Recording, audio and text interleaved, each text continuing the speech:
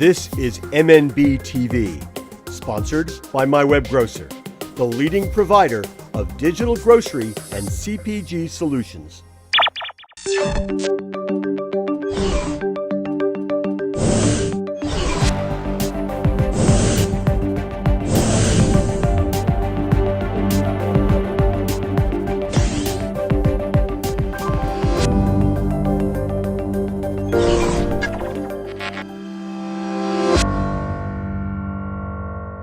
When Tom Furphy and I did our session at FMI, from Amazon to Zipcar, lessons from the e-revolution, one of the things we did during the session was take emailed questions from the audience. But there were a few questions we didn't get to, so we thought as an extra, we'd pose them to Tom here.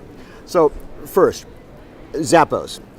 This happened after you left Amazon.com, but a lot of people are curious, what do you think Amazon got out of the Zappos acquisition? So I think if you look at the Zappos acquisition and really look at the Quidsi acquisition also since then, which is diapersandsoap.com, and kind of those types of players, is they acquired what was the dominant player in the category, right? And there's a reason those companies are the dominant player in the category. It can have to do with selection, it can have to do with the model, it can have to do with their customer service. So I think they acquired volume. Right, they acquired volume in the category that makes them more relevant both to shoppers and to suppliers, the brands in those categories. And then in both cases, they acquired culture. And I know, or at least I understand, that both of those businesses still operate independently. So they're able to kind of still do the things well that they were doing well before, but that Amazon can learn from that. They can learn from a merchandising standpoint, what makes sense, from an assortment standpoint, what makes sense, and integrate that back into their model. And I know with Zappos, thing that was widely publicized was that they acquired a culture and a customer service ethos that was different than Amazon's. And maybe even superior. Maybe superior, yeah. Amazon, interestingly, it's a very structured customer service approach, right? Like try to find a phone number, try to actually talk to someone or have an email dialogue with someone, and it has traditionally been difficult, although it's getting better now with click to call, easier to find reach a customer service agent, easier to have that dialogue. So they've certainly changed their customer service offering over time, but also continually are one of the highest rated retailers from a customer service standpoint. So Amazon, while they may not have had all the bits perfect, they're really good at customer service, but the notion of how Zappos goes about it and encourages you to buy 2 or 3 pairs of shoes and return the ones you don't want. I think Amazon could learn a lot from that and extend a lot of those capabilities into their offering. Well, it seems to me that one of the most interesting things about that acquisition is, and the thing that ought to worry a lot of retailers, is that Amazon didn't screw it up. No. There's a lot of acquisitions that take place where a company buys a company like Zappos because of their expertise, because of their customer service ethos, because of all those things, and then they promptly screw it all up. Integration, right? Hard integration can absolutely kill it. And they haven't done that, and that to me tells me a lot about Amazon's discipline operationally. They know if something's working, you don't screw around with it. You don't screw around with it, I suppose, but you always continually challenge it to make it better. Right. So okay. there's a difference. That's fair. There. Okay. Yeah, there's Absolutely. a definite difference. Absolutely. Another question we got was, and this is, I guess, related to Amazon, but also to anybody who sort of might get into Amazon's field, which is, a pure play e-commerce thing. Is there a private brand play? They've generally dealt with brands. Right. But could you see, in the case of Amazon, could Amazon have an Amazon brand laundry detergent? Could it have those kinds? Because they've done it in some non-food categories. My Garmin case is an Amazon Garmin case. Right. Is there a play there? Well, again, not to speak of Amazon specifically, but to speak of, as an e-commerce provider in general. If you think about private label online competes like a brand.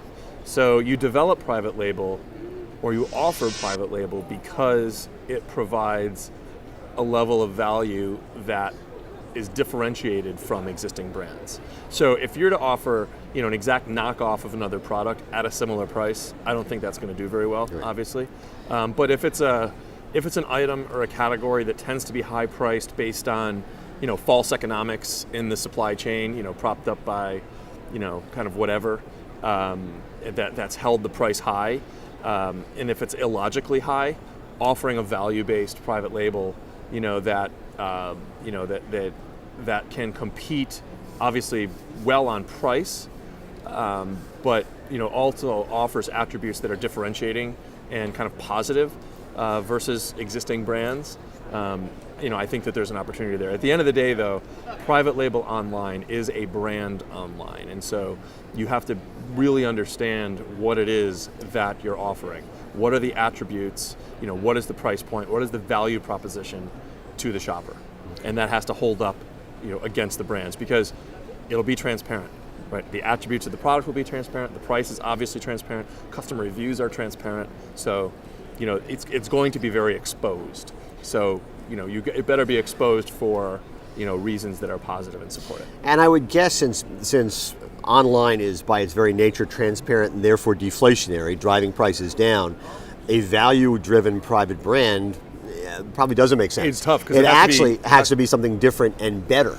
Yes, it has to be. Well, it has to be different and better if similarly priced, or it has to be priced much lower, which gets really difficult. Right. Just to support the economics of storing it and shipping it to the consumer, and leaving enough margin to do that can be challenging if you get really low on price. Okay.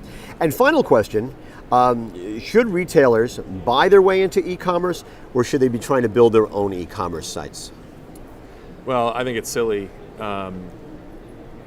In today's day and age, most of the necessary e-commerce capabilities, so from item catalog to the shopping platform to the cart, right, to promotional capabilities, kind of all through that kind of web, mobile, the whole digital experience, that's always evolving, but very well developed already. So I would say my advice would be find the right partners out there to partner with, but then also expect that any investment, any specific outlay is short term because the technology is always evolving. And it's less expensive to rent it for a while from an established provider than it is to build it yourself. You invest in building it yourself, and even if you build it equal to or just ahead of current capabilities, you're going to have to keep innovating it and keep funding into that. And at the end of the day, that core e-commerce infrastructure is not differentiating. What's differentiating is what you do with it. The programs you offer shoppers, how you integrate that e-commerce platform and those e-commerce capabilities into your store environment, right? And how you build that, that ultimate value proposition. That's what's differentiating. So absolutely partner with e-commerce. It's becoming less and less expensive. It's frankly more and more even open source. And at the end of the day, you're silly to waste your own money on doing it internally. Well, it seems to me, one of the things we talked a little bit about in the session was the notion that we were talking about mobile, and we talked about the fact that, and showrooming. And the point we sort of made was that if you're so focused, if you've allowed people to focus on their cell phones or their mobile devices while they're in the store, it means you haven't given them a reason to look up. And so, to kind of follow up on you're saying, if you're, yes, find a partner, buy your way into e-commerce as opposed to doing it yourself, and then take the money that you would have used to do it yourself and invest in the surrounding store experience. Absolutely. So when that person's in the store, they're not focused on the mobile device, they're looking around going, oh, that looks good, that smells good, maybe that tastes good. It's all about the complete experience. Yeah. And if it's an experience that's not in the store, then you want to serve, the full needs, outside of the store through those capabilities. If it's in the store, it will be some combination likely of digital, or at least digital that drove you into the store and drove a little bit of what you're doing in the store. But at the end of the day, it's about a great sensory experience in the store. It's about sights and smells. It's about conveying of knowledge. It's about service. And online is getting better and better at that, but there are certain things that the store will always be able to do better than online. Okay. Tom, thank you for your time. Thank you, Kevin. I Always appreciate it. This has been kind of a fun Morning Newsbeat TV extra, and we'll see you next time, everybody. Thank you. And now, a few moments with MyWebGrocer. If you had to kind of look down the road, just in terms of where this whole space is going, and also what the next big competitive threat to this industry is going to be, what would you say? Well, that's a tough one. That's crystal ball, and things move so fast in this space. The next big competitive threat might be something we don't even know yet. It certainly will live in the digital space. I've always believed the brick and mortar retailers are best suited to leverage all of this because of their infrastructure that's in place.